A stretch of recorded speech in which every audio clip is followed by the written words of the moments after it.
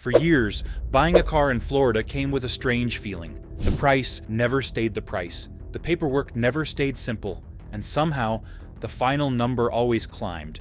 Most people shrugged and paid it. That's how the system survived. But now, that system is cracking. Regulators are digging, contracts are surfacing, and dealerships that lived off hidden margins are suddenly facing real consequences. This isn't about one bad deal or one angry customer. It's about a business model that depended on confusion and what happens when confusion stops working. Because once you see how this really worked, you'll understand why there's no going back. Florida car dealerships are getting what they deserved. Florida car dealerships are not victims of bad luck. They are confronting the direct outcome of a business model that depended on extracting maximum value from customers who had limited information and fewer alternatives. For years, buyers walked into showrooms expecting negotiation. They walked out with contracts layered in charges they did not anticipate. The outrage today is not emotional exaggeration. It is delayed recognition. When a system rewards opacity, the reckoning is mathematical, not moral. The structure was deliberate. Front-end vehicle margins narrowed as online listings exposed competitive pricing. Instead of adjusting overall transparency, many dealerships leaned harder into back-end revenue. Documentation fees crept upward. Protection packages became routine. Financing markups were framed as standard practice. Each line item had justification. Collectively, they altered total cost dramatically. The pattern repeated across counties, across ownership groups, across demographic segments. It worked because buyers focused on monthly payments rather than final totals. Florida amplified the effect. Rapid population growth, retirees relocating with savings, and military communities requiring reliable transportation created steady demand. High volume meant high turnover. High turnover meant fewer long-term relationships and more one-time transactions. In that environment, short-term profit often outweighed reputation management. A store could rely on the next customer rather than cultivate the last one. Now that calculation has reversed, complaints accumulated. Contracts circulated online. Regulators noticed concentration rather than coincidence. When enforcement attaches financial cost to opacity, the strategy that once maximized revenue becomes liability. The outcome is not collapse, it is exposure. Florida dealerships are experiencing consequences proportional to the architecture they built. The next question is not whether they deserve it, but how the system allowed it to thrive so long. That answer begins inside the paperwork. Buyers rarely read closely enough. Confusion was the product. Dealership contracts in Florida were not chaotic, they were engineered. Buyers often spent hours selecting vehicles before entering finance offices, where decisions accelerated. Fatigue is predictable after prolonged negotiation. Cognitive overload follows stacked options, presented sequentially. Service plans, gap coverage, tire protection, environmental packages, each framed as prudent, each priced separately, each adding incremental cost. None illegal in isolation. All effective in accumulation. Time pressure magnified compliance. A customer who has arranged insurance, transferred registration, and coordinated transportation rarely walks away over incremental additions. Finance managers understood this psychology. The process moved briskly. Disclosure forms existed, yet comprehension declined as signatures multiplied. The transaction became less about understanding and more about completion. Florida's demographic mix intensified susceptibility. Seasonal residents, unfamiliar with local norms, often deferred to dealership explanations. Retirees prioritized convenience over prolonged scrutiny. Military buyers on limited leave schedules valued efficiency. The system thrived on momentum. It did not require deception. It required complexity delivered at the right moment. What changed was not human behavior, but visibility. Buyers began sharing contracts online. Comparisons exposed repetition. Fees that once appeared isolated revealed uniform structure. Confusion, once an asset, became evidence. When identical patterns appear across transactions, regulators interpret design rather than coincidence. Dealerships argue that compliance documents were signed and disclosures provided. That defense satisfies legal baseline but does not neutralize perception. Once consumers understand that fatigue and layering drive profit, tolerance decreases. The psychology that sustained revenue becomes public knowledge. Exposure shifts leverage. The mechanism that once favored sellers begins favoring buyers equipped with preparation. Florida's reckoning is therefore less about wrongdoing and more about information symmetry. When confusion loses potency, the model dependent on it weakens. Momentum rarely reverses quietly. As scrutiny expanded beyond individual stories, enforcement followed with precision. If you've ever walked out of a dealership feeling something wasn't right, subscribe and share your experience below. The strike that changed the narrative. Federal regulators attempted to codify transparency through the Combating Auto Retail Scams rule. The proposal aimed to require clear disclosure of total pricing and eliminate misrepresentation of add-ons. Officials estimated that nationwide savings could reach $3.4 billion annually. Industry associations resisted, arguing that compliance burdens would outweigh benefits and that existing state laws already addressed misconduct. Courts ultimately vacated the rule on procedural grounds, halting its rollout. To some dealerships, that decision felt like reprieve. Yet the debate itself altered perception. Public comment periods collected thousands of complaints. Documentation entered the record. Media coverage amplified patterns once confined to local anecdotes. Even without formal implementation, the rule signaled that opaque pricing had crossed from tolerated practice into national controversy. Florida's scale ensured it featured prominently in that narrative. High transaction volume meant more examples surfaced from within the state. Investigators reviewing patterns did not require sweeping federal authority to act locally. The collapse of a federal rule redistributed momentum rather than extinguished it. Industry leaders recognized that legal victory did not restore prior invisibility. Shareholders, lenders, and insurers absorbed the message that scrutiny was intensifying. Risk calculations shifted subtly. What once seemed routine now carried exposure. Even stores confident in their compliance faced reputational vulnerability once documentation circulated publicly. The attempted federal strike reframed expectations. Transparency moved from abstract ideal to policy proposal. Buyers began asking questions they had not asked before. Regulators evaluated data they had not previously aggregated at scale. Momentum migrated from Washington to state capitals. And in Florida, proximity made the pressure far more immediate. State power tightened the circle. Florida's Consumer Protection Framework grants its Attorney General authority to investigate unfair and deceptive trade practices. Unlike federal rulemaking, which can stall in appellate courts, state inquiries operate within established statutes. Regulators request contracts, advertising records, and internal communications directly. Patterns identified across multiple dealerships invite negotiation backed by statutory leverage. Localized enforcement changes dynamics. Dealerships depend on community relationships, municipal permits, and regional reputation. An investigation announced within the same media ecosystem that promotes weekly sales exerts tangible pressure. Settlement discussions shift from abstract legal debate to immediate financial planning. Compliance revisions accelerate. The consequences are not theatrical, they are procedural. Audits identify discrepancies between advertised prices and final contracts. Documentation fees face scrutiny. Standardized add-on bundles receive re-evaluation. Some stores adjust quietly, others contest findings.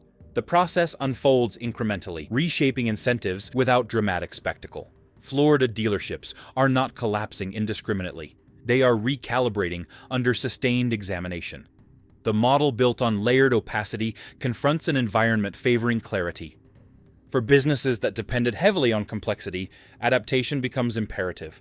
For consumers long frustrated by surprise totals, the shift appears overdue. The phrase "getting what they deserved" simplifies a broader reality. What Florida demonstrates is how financial architecture responds to exposure. When information circulates freely and enforcement attaches measurable cost to ambiguity, equilibrium adjusts. Dealers who pivot toward transparency stabilize. Those who resist face compounding risk. Consequences in markets rarely stem from sudden outrage. They accumulate through arithmetic, visibility, and regulation converging at once. And that convergence did not emerge randomly. It grew from years of patterns finally intersecting with scrutiny. Florida became a statistical outlier. The shift in Florida did not begin with a headline. It began with data quietly accumulating in regulatory databases. Over several consecutive reporting cycles, complaint volumes tied to vehicle transactions rose at a pace that outstripped population growth. Analysts reviewing statewide consumer filings noticed not merely higher numbers, but repetition. Certain dealerships appeared across multiple submissions.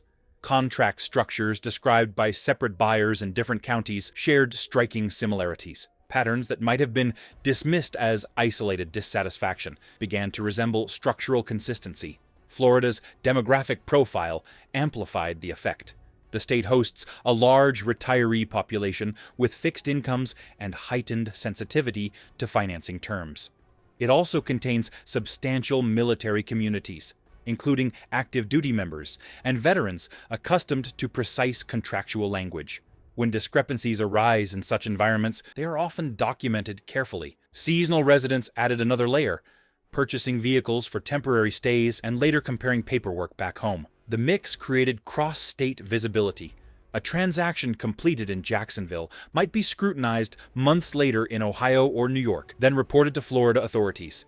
Volume alone did not trigger scrutiny. Consistency did. Scrutiny seldom arises from moral debate. It arises from pattern recognition. Once patterns crystallize, oversight becomes inevitable rather than optional. The evidence stage.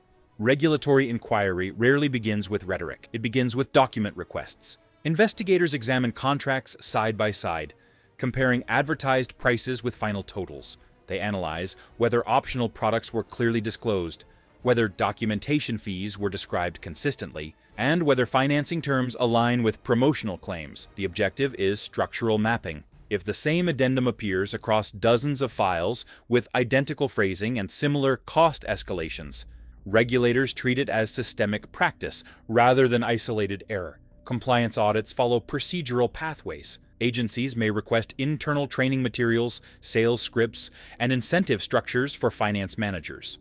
They review time-stamped communications and inventory listings to determine whether advertised vehicles were genuinely available at quoted prices.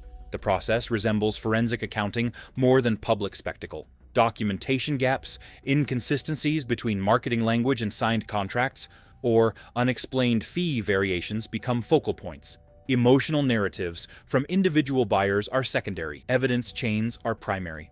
Florida's enforcement capacity benefits from centralized data coordination across counties. That infrastructure enables comparative analysis at scale. When a dealership group operates multiple locations, investigators can track uniformity across sites. Structural similarities suggest policy rather than accident. In such cases, negotiation shifts from defensive explanation to remedial adjustment. Agencies may propose corrective agreements requiring clearer disclosure or revised sales procedures. Heightened examination rarely passes without resistance. Organized industries prepare counter-arguments swiftly. The dealer counter-move. Dealer associations did not interpret investigations as routine housekeeping. They framed them as existential threats to retail autonomy. Lobbyists emphasized the economic footprint of franchised dealerships, citing employment numbers, tax contributions, and community sponsorships. The narrative presented enforcement as potential overreach that could constrict local businesses already navigating fluctuating interest rates and inventory costs. By shifting the conversation toward economic stability, associations sought to balance regulatory critique with caution about unintended consequences. Political outreach expanded accordingly. Representatives engaged state legislators to underscore the importance of maintaining flexible sales practices. Legal teams examined investigative demands for procedural vulnerabilities. Arguments emphasized compliance with existing statutes and questioned whether additional scrutiny duplicated federal oversight. The strategy aimed not to deny consumer concerns outright, but to contextualize them within broader market pressures. If profit margins on vehicles had compressed and financing volatility persisted, then aggressive enforcement might destabilize dealership viability. Simultaneously, public communications adopted a tone of cooperation. Statements affirmed commitment to transparency while cautioning against sweeping generalizations. The objective was reputational containment. Acknowledging regulatory dialogue without conceding systemic fault allowed associations to reassure investors and employees. Political framing transformed scrutiny into negotiation rather than indictment. Perception, once altered, reshapes negotiating power in subtle but durable ways. The balance of influence began tilting before formal outcomes were announced. Information changed the balance. Digital transparency altered leverage more decisively than any single regulatory action. Online platforms enable buyers to compare advertised prices across counties in real time. Contract excerpts shared within consumer forums reveal fee structures side by side. Social media discussions amplify discrepancies that might previously have remained localized. Information that once required formal complaint channels now circulates organically, often accompanied by scanned documentation. The informational asymmetry that favored dealerships narrows with each shared file. Collective awareness generates informal oversight. Prospective buyers arrive at showrooms armed with screenshots, comparative spreadsheets, and knowledge of typical documentation charges. Negotiation dynamics shift subtly. Sales representatives encounter customers who understand rate markups and optional product margins before entering finance offices. Transparency reduces the efficacy of cognitive overload strategies because buyers anticipate layered presentations. Anticipation diminishes surprise. Coordination extends beyond awareness. Consumer advocacy groups host virtual workshops explaining contract terminology. Independent analysts publish breakdowns of common add-on structures. Military communities share advisories within base networks. Retiree associations circulate guidance on financing questions. Each node strengthens collective literacy. As literacy rises, dealership leverage declines not through accusation, but through informed refusal. Leverage built on opacity erodes when opacity becomes visible. And leverage, once redistributed, inevitably reshapes where money flows next. Fines that alter the equation. Financial pressure rarely arrives as a dramatic collapse. It arrives as arithmetic. In Florida, enforcement actions began attaching measurable cost to practices that once generated predictable revenue. Settlements reached into the millions, reshaping internal spreadsheets more decisively than public criticism ever could. When penalties approach or exceed the cumulative profit of contested practices, executives reassess strategy. A dealership that once earned incremental gains from add-on structures must now factor in regulatory exposure. Risk-reward calculations shift from comfortable margins to uncertain liability.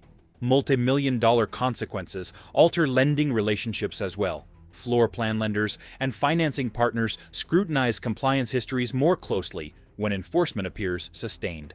Insurance premiums for dealership operations adjust in response to perceived legal risk. Shareholders in larger dealership groups review quarterly filings with new questions about exposure and contingency reserves. The financial ecosystem around retail auto sales tightens incrementally, not emotionally. The numbers speak without commentary. For independent dealerships operating on thinner capital buffers, even one substantial settlement can compress liquidity. Capital previously allocated to expansion or facility upgrades may divert to legal defense or negotiated restitution. Investment in advertising may contract while compliance budgets expand. These shifts are not symbolic, they are budgetary. In boardrooms, discussions pivot from defending legacy practices to evaluating their long-term cost. The calculus becomes clear. If the probability-adjusted expense of regulatory action surpasses incremental gains, continuation loses rational basis. A harsher reality emerges from the ledger. Penalties may be episodic, yet reputation compounds continuously. Short-term fines fade from balance sheets. Erosion of trust lingers in revenue streams. Trust became a financial variable. Revenue once depended primarily on inventory turnover and financing margins. Increasingly, it hinges on reputation metrics visible to anyone with a smartphone. Online review platforms convert customer sentiment into searchable data. A decline from 4.5 stars to 3.2 can reduce showroom traffic measurably. Prospective buyers filter results by rating before comparing price. Trust translates into foot traffic. Foot traffic converts into sales volume. The connection is direct. Consumer avoidance behavior amplifies this dynamic. Buyers share cautionary experiences within neighborhood groups, military networks, and retiree associations. A single, widely circulated contract discrepancy can influence hundreds of purchasing decisions. Market share shifts gradually, not through boycott declarations, but through quiet redirection. Competitors with stronger transparency records absorb displaced demand. The market does not pause to debate fairness, it reallocates attention. Purchasing routes evolve accordingly. Some buyers initiate transactions online, completing most paperwork digitally before stepping onto a lot. Others consult third-party brokers or comparison services that highlight total price rather than monthly payment. The more steps buyers take outside traditional dealership processes, the less leverage opaque structures retain. Each diverted transaction represents lost opportunity cost for stores slow to adapt. From a financial standpoint, trust becomes an asset class. It influences advertising efficiency, customer acquisition cost, and repeat business frequency. Dealerships with stable reputations spend less persuading new buyers and retain more returning customers. Conversely, stores navigating reputational decline allocate larger budgets to promotional incentives. Discounts replace confidence, margin compresses as marketing expense rises. Behavioral change among buyers signals more than dissatisfaction, it signals structural transformation. Altered consumer patterns compel adjustments beyond public relations gestures. Alternative models gain ground. As opacity becomes costly, alternative retail models gain comparative advantage. Fixed-price dealerships, which advertise non-negotiable totals inclusive of most fees, present clarity as their central value proposition. For buyers fatigued by layered presentations, predictability carries appeal. Though margins per vehicle may appear narrower, volume stability can offset that compression. Transparency becomes marketing, not concession. Online first sellers extend this logic further. Digital platforms display pricing breakdowns before customers request financing terms. Transactions progress through structured portals where optional products are selected with explicit acknowledgement. The interface limits improvisation, while critics argue that digital models cannot replicate in-person negotiation nuance, they undeniably reduce surprise. Reduced surprise attracts risk-averse consumers. Manufacturer direct models add another dimension. Though franchise laws complicate implementation in many states, experimentation continues. Direct sales channels promise uniform pricing across regions, minimizing variance that once fueled comparison complaints. Subscription-style retail introduces recurring revenue structures where maintenance and insurance bundle into predictable monthly payments. Each model addresses friction differently, yet all emphasize clarity. These alternatives do not dominate Florida overnight. They grow incrementally, capturing specific demographics first. Younger buyers comfortable with digital transactions gravitate early. Retirees valuing simplicity follow gradually. Competitive response pressures traditional dealerships to revise messaging and process. Transparency, once perceived as constraint, becomes competitive differentiator. Regional shifts can foreshadow broader industry patterns before national consensus forms. The economics of adjustment, profitability in Florida increasingly depends on adaptation rather than leverage. Margin compression on vehicles persists, influenced by manufacturer pricing strategies and competitive comparison tools. Inventory risk intensifies when demand softens or interest rates fluctuate. Dealerships carrying large floor plan balances must manage turnover carefully to avoid escalating financing expense. In this environment, reliance on high-margin add-ons appears less stable than diversified revenue. Financing shifts compound the adjustment as lenders refine underwriting standards and consumers scrutinize rate markups. Opportunities for discretionary spread narrow. Finance managers allocate greater attention to compliance documentation and disclosure accuracy. Training programs emphasize clarity to mitigate regulatory exposure. Operational tempo adjusts to reflect scrutiny. Dealerships restructure costs by cutting advertising, renegotiating leases,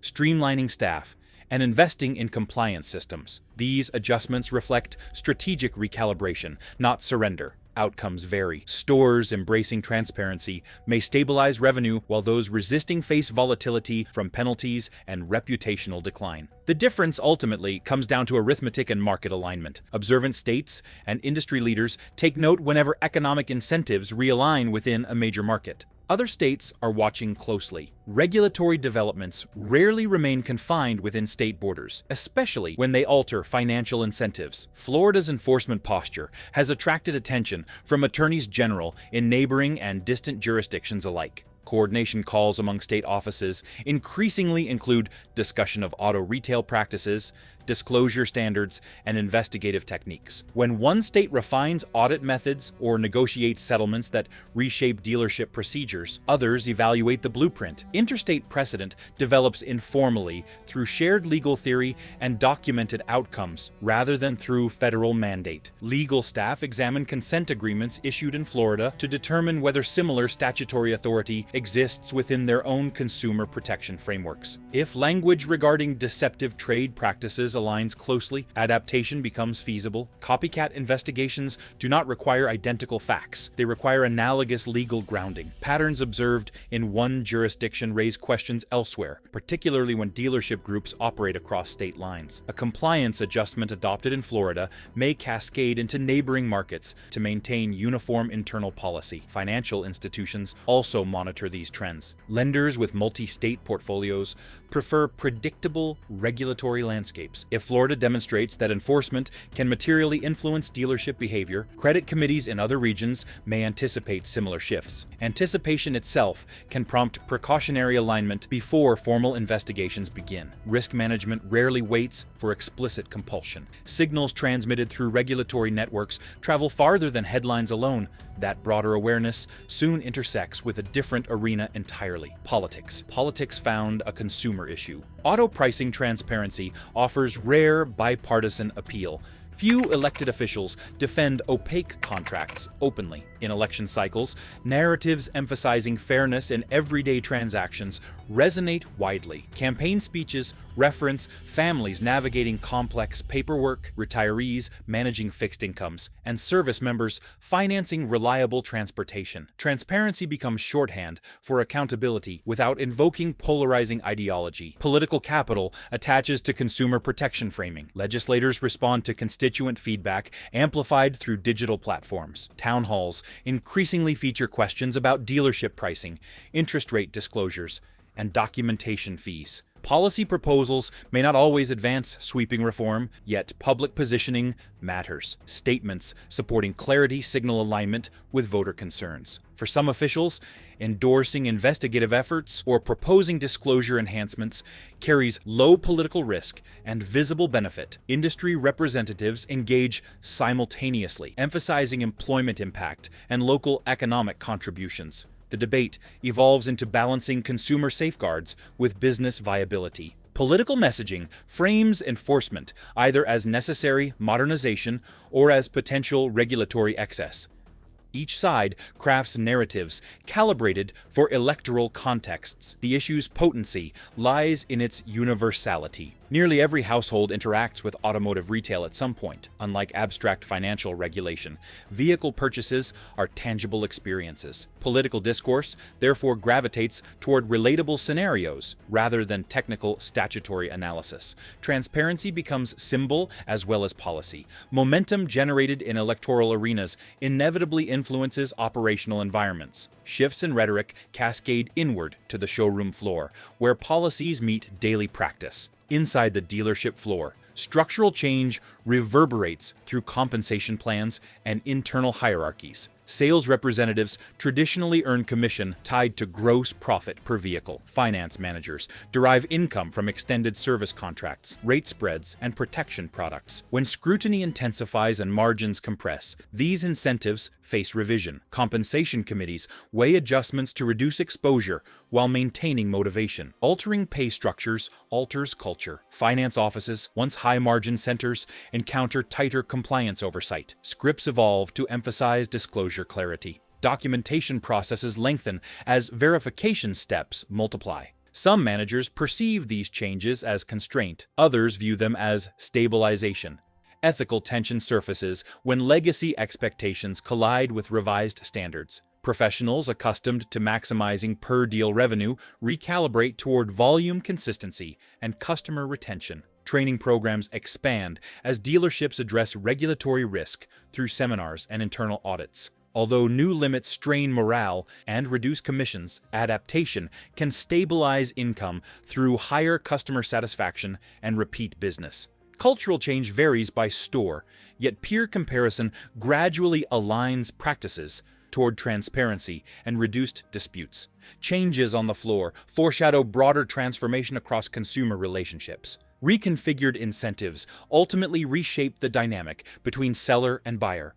The leverage shift is permanent. Structural awareness among buyers has expanded decisively.